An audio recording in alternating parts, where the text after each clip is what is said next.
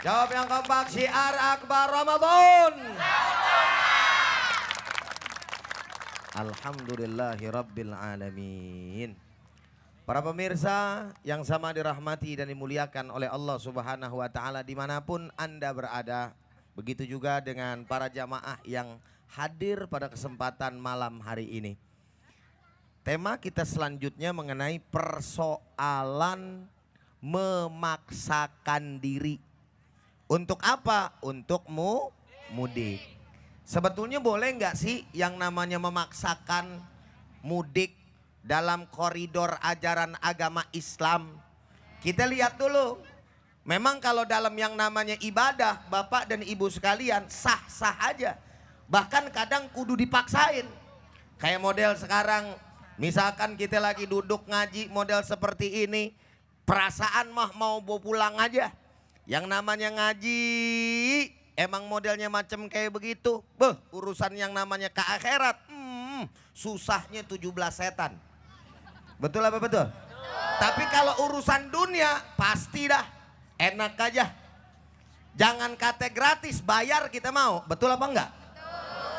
Nah kalau yang namanya memaksakan dalam koridor untuk ibadah boleh-boleh aja, sah-sah aja. Malah kadang harus, makanya ada doanya untuk bisa kemudian kita maksain. Apa itu? Allahumma paksain wa usahain, kan begitu ya. Nah yang model macam kayak begitu boleh, tapi selanjutnya ukur dulu diri. Kira-kira maslahatnya sama mudaratnya banyakan mana nih? Kalau seandainya kita mau pulang kampung, lalu kemudian sarana yang ada tidak memungkinkan. Kalau saya tadi disampaikan tuh, bawa motor ke kampung jaraknya kira-kira bagaimana ya? Kalau misalkan jaraknya jauh dari Jakarta ke kota Solo misalkan, lah itu kan dari ujung ketemu ujung namanya. Terus kita bawa motor, jalannya juga berliku-liku, belum lagi ramai di jalanan, kita bawa anak belum tumplak luak lagi. Sama yang namanya baju dibawa, rengginang juga dibawa. Ada aja. Jalanan kemudian juga rame, terus kita sempit anak 10. Nah kan akrobat judulnya itu. Betul apa betul? Ini kira-kira lebih banyak mudorotnya, jangan dipaksain. Ada yang nanya, Ustadz tadi kan Ustadz bilang katanya silaturahim. Saya maksain begini kan buat silaturahim. Silaturahim kan ibadah, benar. Tapi kalau andai kata nanti ibadahnya yang jadi kagak nyampe, celakanya yang ada itu namanya jadi dosa, mudorot.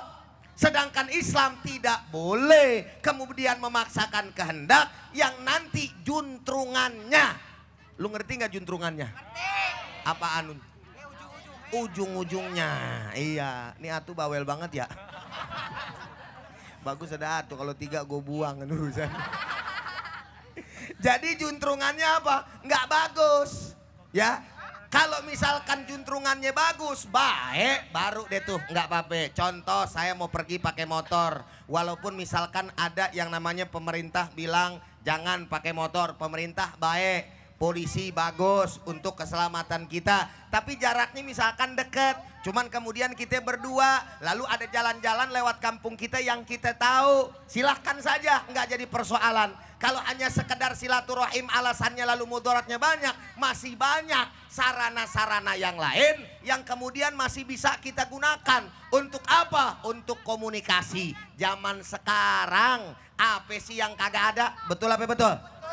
Internet udah banyak, handphone aplikasinya juga udah banyak. Betul apa betul? Ada aplikasi Facebook. Apaan? Saya mau tanya, yang ceramah saya apa ibu? Facebook. Bisa kita kemudian kirim inbox, terus kemudian chat. Belum lagi ada yang namanya BB, belum ada lagi yang namanya lain-lain lah banyak. Bisa teleponan. Kalau misalkan nenek kita kagak ngerti Facebook kan begitu. Telepon aja udah. Untuk kemudian komunikasi, minta maaf lahir dan batin, mohon maaf nggak bisa ke sono karena sarananya begini, keadaannya begini, minta doain yang baik-baik. Insya Allah dengan begitu akhirnya selamat kita dapat, lalu kemudian pahala juga kita dapatkan. Alhamdulillahi Rabbil Alamin. Ini pada akhirnya kan kita lihat, tadi gue diceritain, Banyak kecelakaan di mana-mana karena akibat daripada yang namanya pemaksaan atau memaksakan kehendak. Dari kemarin kalau saya lihat, kalau giliran yang namanya Lebaran pada mudik, Ustadz Amin tadi udah bilang tuh, mudik pakai odong-odong.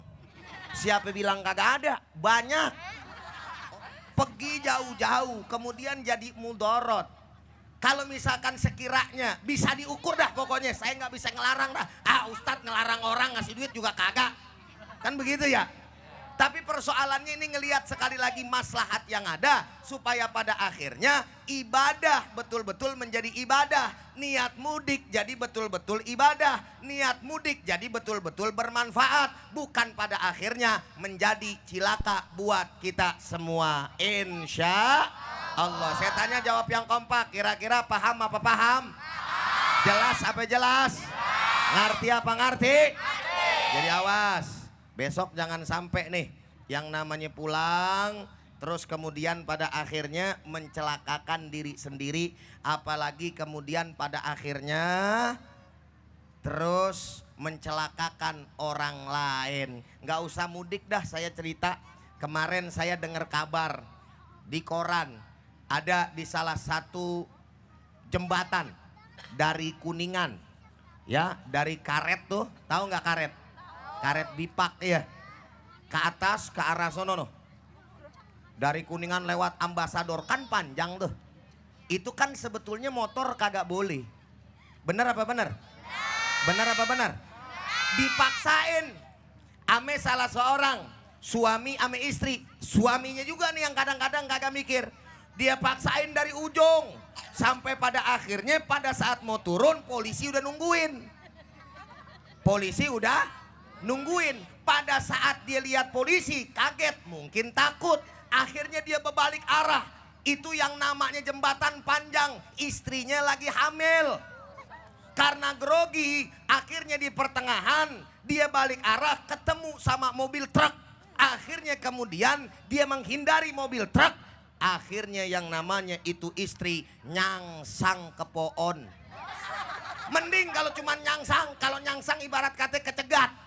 Tapi akhirnya ini perempuan, istrinya jatuh lalu mati di tempat. Istrinya meninggal, anaknya meninggal, dianya manyun.